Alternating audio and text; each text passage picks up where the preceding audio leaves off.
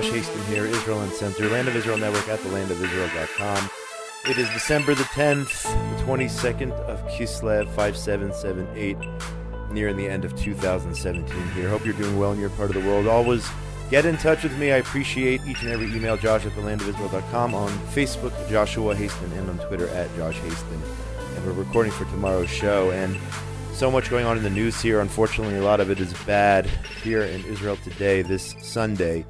Just several hours ago at the central bus station in Jerusalem, one of the guards there was, I saw the video, I can't get over it, I have the images in my head. A guard was seriously wounded, and you can see it on the video right now, stabbed in the heart, literally stabbed in the heart, because he's Jewish. That's why he was stabbed by a young 20-something-year-old jihadist who, I just saw reports now, told his friends on Facebook, get ready, I'm going to be in the news in the days ahead. Just completely evil, pure evil is what we're witnessing here today. Earlier this morning, near the community of Tekoa in eastern Gush Etzion, a 9-year-old girl suffering light wounds, her younger brother suffering from trauma and a rock attack there. You can see images of the car completely smashed up. I mean, that is what's happening here. And people are going to say this is a result of Donald Trump making his declaration that the United States recognizes Jerusalem as the capital of Israel. I say this is an excuse. I say this is not the reason. This is just another excuse for our enemies here, the jihadists, to continue on their evil path with their goal of destroying the state of Israel. So here talking to us today about what happened today and also what happened the past week and the ramifications of the Trump declaration is Dan Diker, good friend of the show. He's the Senior Project Director, Program to Counter BDS and Political Warfare at the Jerusalem Center for Public Affairs. Dan, welcome back to Israel Uncensored here, Land of Israel Network at thelandofisrael.com. Good to be back on the program, Josh. If you can, just comment on today's various terror attacks, jihadist attacks. You can also talk about Friday night's rocket attacks on southern Israel. Got that information right after Shabbat. What's going on here, Dan? We're seeing an upswing in jihadist terror here in Israel. You know, Josh, I think it even goes further than jihadist terror. When we use the word jihadist terror, it summons up images of radical Islamic groups like Hamas, like Hezbollah, like the Iranian regime, ISIS, Daesh. But it even goes further than that. It actually goes to the heart of the Palestinian Authority. The Palestinian Authority has radicalized its population for years and years and years since it came into existence in 1995.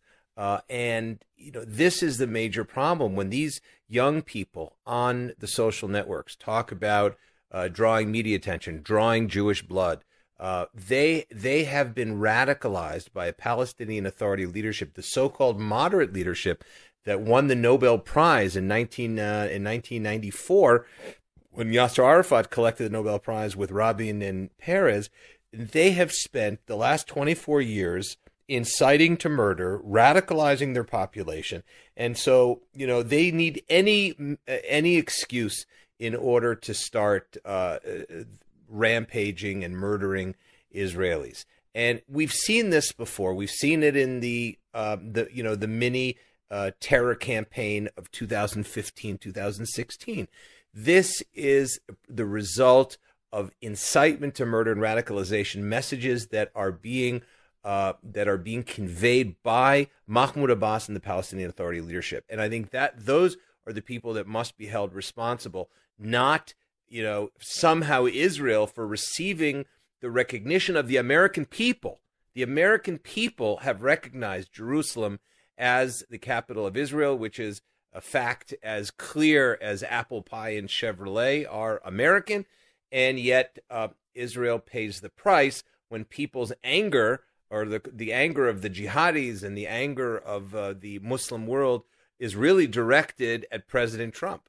Yeah, it's unbelievable, number one, that this is a U.S. policy decision taken here just last week, and yet Israel is unfortunately reaping the anger and the hate and the incitement, which we've seen now. And it goes back, as you said, not only to 2015, I'm going to piggyback, not only till not the last year and the year before or 2001. I mean, we've been seeing this for 100 years. here in the land of Israel. You talk about the 1929 Hebron massacre. I mean, it all comes down to incitement by the religious extremists, incitement by the leadership, the muftis. They have been running the show and calling the shots, and that's why we saw images today of a 24-year-old, I believe, terrorist stabbing a Jew, not because of a declaration on Jerusalem.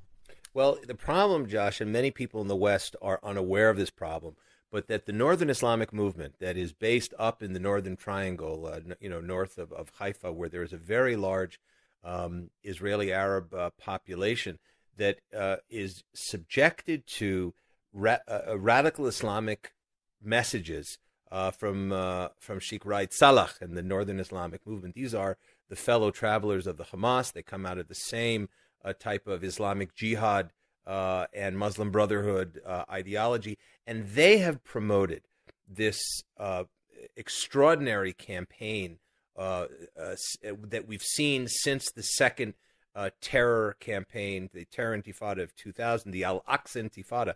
And I use the word Al-Aqsa because it means the Al-Aqsa Mosque up on the Temple Mount. And you and I both have witnessed this campaign that is called Al-Aqsa is in Danger. Now, that campaign actually started, and you mentioned it, in the late 20s and 30s by Haj Amin al-Husseini, the first religious leader of the Palestinian, the local Palestinian movement. And he used to demonize Jews even before we had a state of Israel. That type of radical Islamic messaging has continued and continued. And you see, by the way, a reporter, I don't know if it's known, if you noted this, but of Yediot Ahronot, one of the main daily papers, was viciously attacked today in Israel, in the Wadi Ara area, which is where many of these Palestinians, citizens of Israel or Arab Israelis, some of them refer to them this way, some that way, was attacked.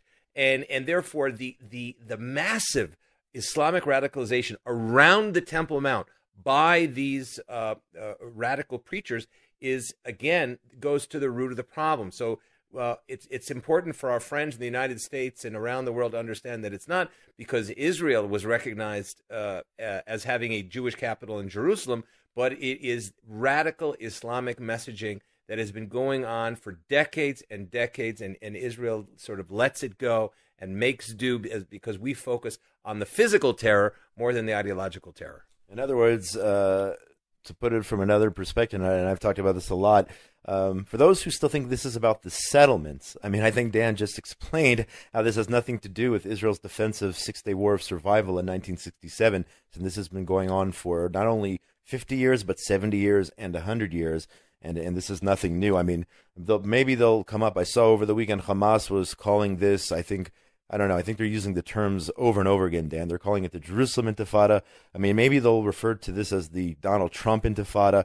I mean, I just came up with that. I don't know if you've heard of that, but maybe they'll use that and they'll just keep rolling with it. And it's frightening because of the images you see when young Israeli guards are being literally stabbed in the heart. And let's remember, Josh, and remind our listeners that it was Mahmoud Abbas himself, the chairman of the Palestinian Authority, that said about a year and a half ago that the Palestinians will fight until the last drop of blood for Al-Aqsa. This is supposed to be the internationally sanctioned peace partner that Israel is supposed to create, help create a sovereign Palestinian political entity with. And it's simply absurd. And that is why the Palestinians today are cornering themselves, because what President Trump is saying, you cannot continue to demonize Israel over and cancel and reject the fact that Jerusalem is the capital of Israel. You can't pay your terrorists, Mr. Abbas, and think that the United States is going to continue to pay for and subsidize your budget. You cannot promote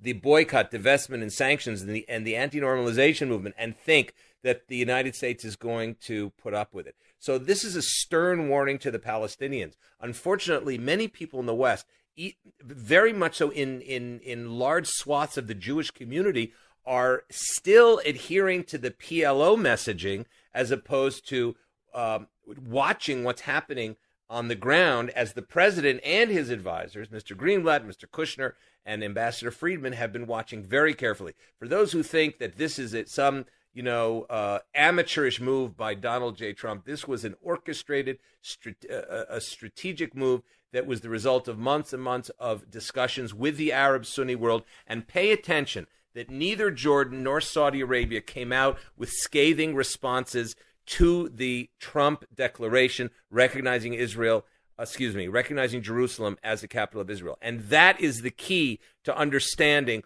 what is really going on in the Arab world and why the Palestinians are furious at their Arab Sunni brethren, because they accept what the Palestinians refuse to accept. So again, just to clarify this point to the listeners out there, why now? Why did Trump make this move now? Obviously, this is 70 plus years in the making, and it should have happened a long time ago with the establishment of the State of Israel. Why today?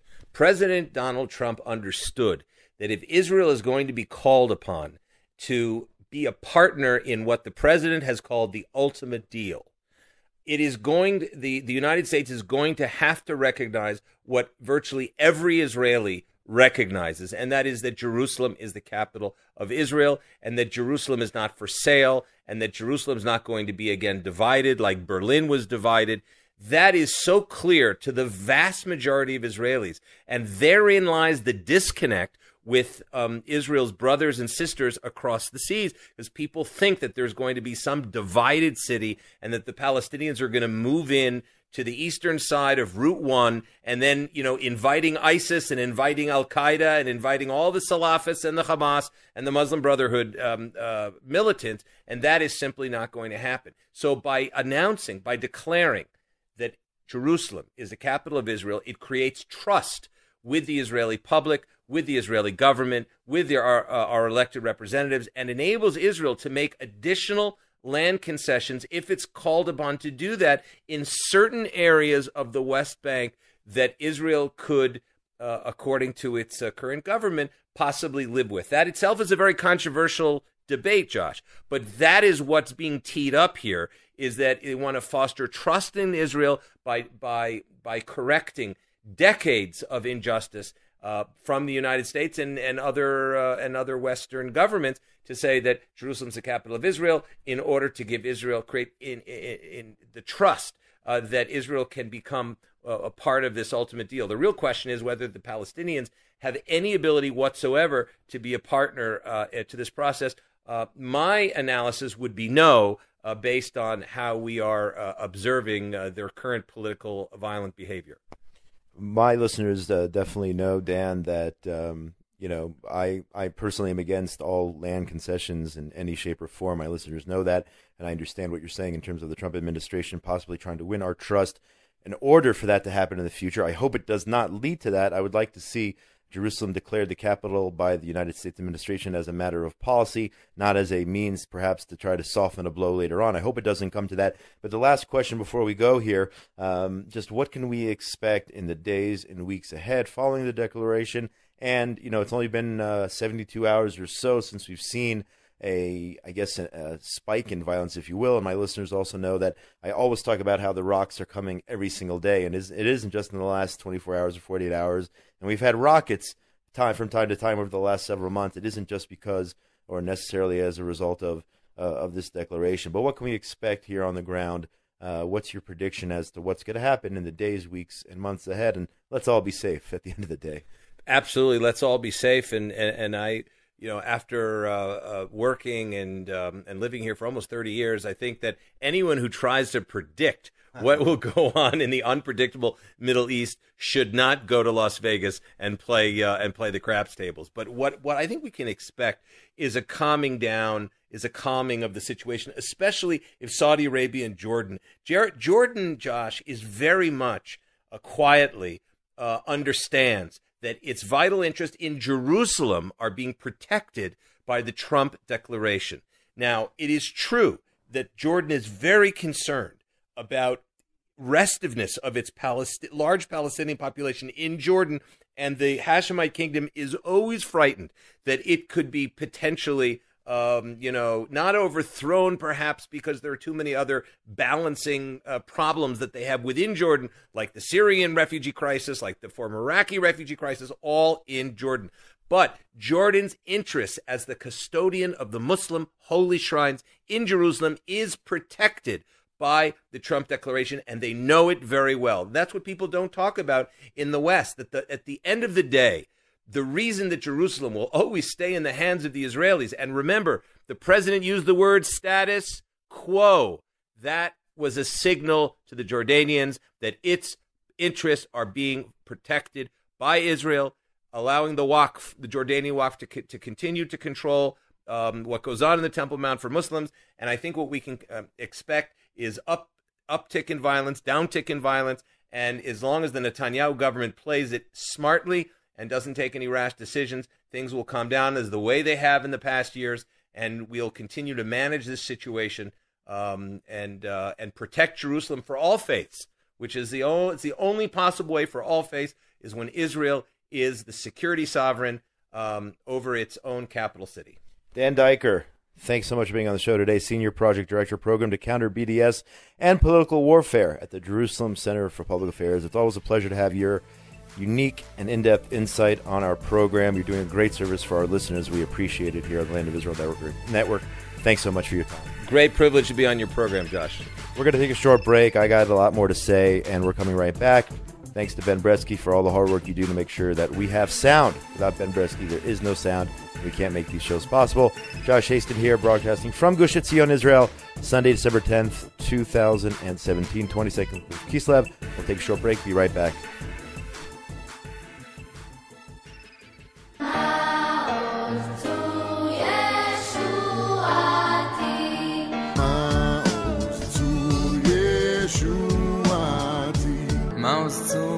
Maus zu Yeshuati. Hanukkah light burns so bright. Hanukkah, Hanukkah, come light the menorah. Up in my lockers in the air sometimes. Light one candle for the Maccabee children. Happy Hanukkah, I wanna give a gift to you.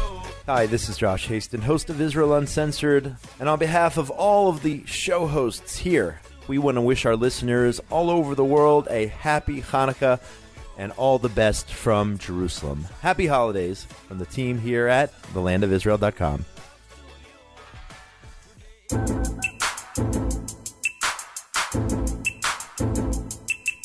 And we are back. Josh Hasten here, Land of Israel Network at thelandofisrael.com. This is Israel Uncensored, December 10th, 2017, 22nd day of Kislev 5778. I am still just in shock after seeing the video of the Israeli security guard outside of the central bus station in Jerusalem being stabbed in the heart by this pure evil. I have a lot more I could say about him, what I think of him. Pure evil jihadist who tried to murder a Jew because he's a Jew.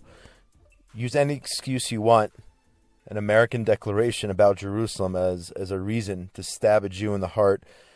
Whatever it is, and it's been going on, as we said, with Dan Diker. I want to thank him again for the interview. For 100 years, any blood libel, whether it's accusing Jews of baking the matzahs with the blood of Syrian children, or desecrating the Al-Aqsa Mosque, or whatever it is, this is just another reason, excuse rather, not a reason, an excuse to. And I'm getting right here as we're sitting here, I'm getting reports of on my phone. This is Sunday evening of rock throwing attacks taking place.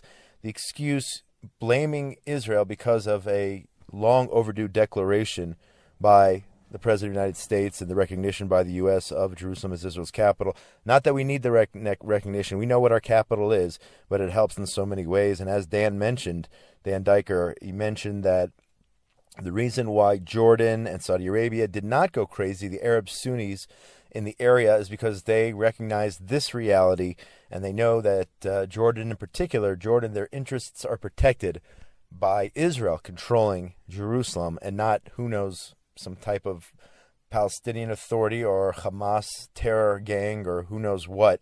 They know it's in their interest for Jerusalem to be a united city under the state of Israel.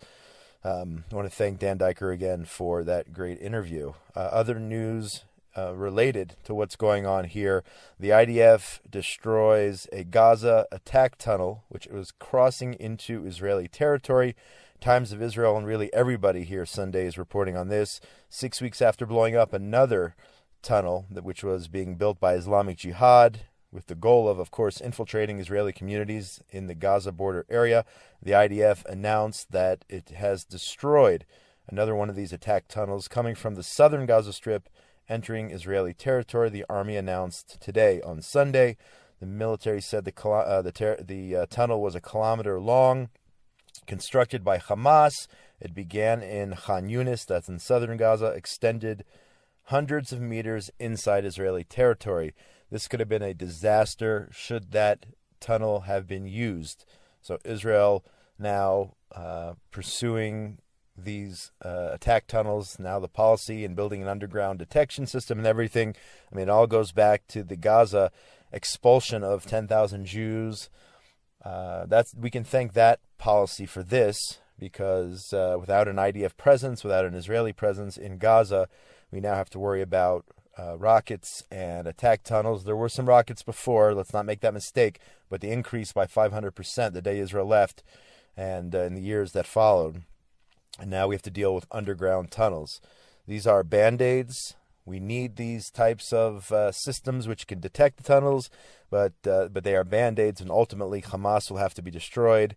The PA, which Dan Diker mentioned as being the root in today's day and age, the root cause of the incitement and the encouragement leading to these young people going out and trying to murder Jews. The PA's got to go, and perhaps one day we'll have a leader brave enough to realize that we don't have to worry about, well, if we destroy the PA, something worse will come.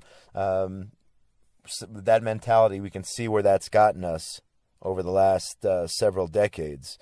And again, there's so much more we could cover today, but we're out of time. There was one quote that I read in this morning's Jerusalem Post. It really summarized the mentality and the feeling and the reality of the situation. The Arabs protesting, again, the Trump decision that to recognize Israel's right to Jerusalem as its capital. The demonstrators the other day, I believe on Saturday, were saying outside Damascus Gate, Shar Shechem in Jerusalem, were saying the following: not east and not west, all of Jerusalem is Palestine. So anybody thinks this has to do with wanting a capital in East Jerusalem, or anybody thinks this has to do with an Israeli presence in Judea and Samaria, I'll read it again. Not east, not west, all of Jerusalem is Palestine, because that is what they are saying. Now, publicly, here, we have an opportunity to actually hear what's on their minds, those who seek the destruction of the state of Israel. It has nothing to do with Judea, Samaria, the so-called settlements I call thriving and beautiful Jewish communities in Judea and Samaria, Israel's biblical and modern-day heartland. It has to do with the fact that they want to destroy the entire country, and they will fail. They will fail, but in the process, we have to try to protect as many lives as possible. So hats off to the IDF, the security forces, and everyone else who's working 24/7. I know a lot of Army kids, and they're just young kids, who did not get off the Shabbat, had to stay in on base or out in the field because of this upswing, if you want, in this terror. It's unfortunate that they had to and missed time with their families, but we want to thank them. And we want to wish them only good things, and they should stay safe. And once again, one last time, prayers for Asher Ben Tamar, the security guard who was minding his own business as one young jihadist, evil person, was taking off his jacket, pretending he was about to go through into the bus station, and then turned and took out his knife and stabbed Asher Ben Tamar in the heart. So please God, he's in serious condition as of this broadcast here on Sunday. Please God, he will be okay. He will recover even with this extreme wound. And unfortunately, we're not ending on anything positive as I like to do on most shows, but this is our reality. So from me to you here in Gush Etzion, Israel, for everyone here at the Land of Israel Network, landofisrael.com. My name's Josh Hasten. Get in touch with me. Josh at thelandofisrael.com, Joshua Hasten on Facebook, at Josh Hasten on Twitter. Everyone out there between now and when we speak again next week, everybody be safe. Shalom, shalom from Gush Etzion, Judea, Israel.